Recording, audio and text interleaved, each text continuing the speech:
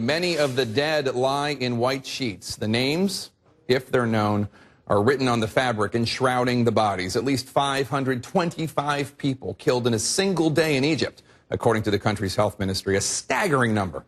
The bloodiest day since the 2011 revolution. The scene from Cairo today, where a curfew just went into effect an hour ago. The capital, once again, at a brink after a day filled with images like this one.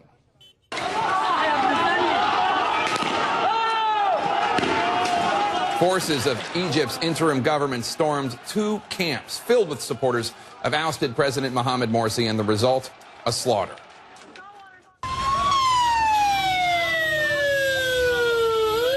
Members of Morsi's party, the Muslim Brotherhood, are retaliating. They stormed a government building in Giza and set it on fire. Morsi supporters also reportedly torched a number of Coptic Christian churches. The mass demonstrations show no sign of stopping. A sea of pro-Morsi protesters filled the streets of Alexandria, Egypt today. The State Department has issued a warning for all Americans living in Egypt or planning to even just travel there. And the UN Security Council is holding a closed-door meeting on Egypt at 5:30 p.m. Eastern. President Obama has been watching this all unfold during his vacation on Martha's Vineyard. Here's a picture of him on the phone with his top national security advisors earlier today. The president today gave his first public remarks on the Egyptian crackdown, condemning the violence on both sides. While we want to sustain our relationship with Egypt, our traditional cooperation cannot continue as usual when civilians are being killed in the streets and rights are being rolled back. As a result, this morning we notified the Egyptian government that we are canceling our biannual joint military exercise, which was scheduled for next month. The president today also referred to the change in power in Egypt as the military's intervention. The military's intervention.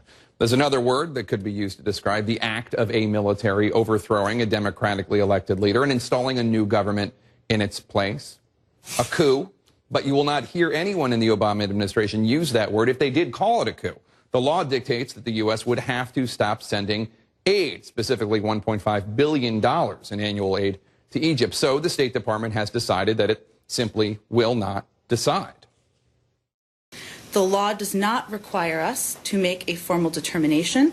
That is a review that we have undergone as to whether a coup took place, and it is not in our national interest to make such a determination. Today, the State Department said it is reviewing aid to Egypt in, quote, all forms. But keep this in mind. Of the $1.5 billion the U.S. gives Egypt every year, about $1.3 billion of it goes to the Egyptian military. And a lot of that is actually spent right here in the U.S. on weapons, fighter jets, et cetera, which are then sent to Egypt. Our own senior international correspondent, Arwa Damon, is standing by live in Cairo. She's been reporting from the middle of all of this. Arwa, what's been happening today?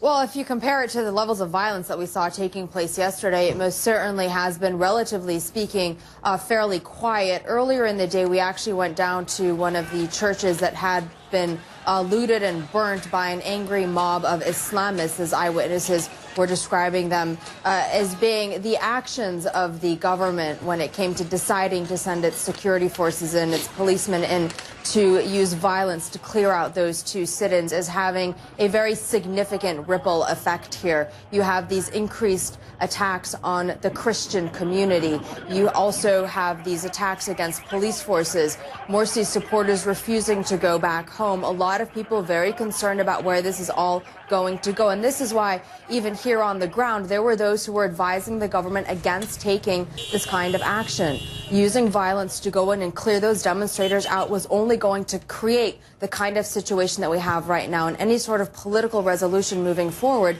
is going to be very, very difficult and very challenging, Jake. Arwa Damon, thank you so much. Please stay safe.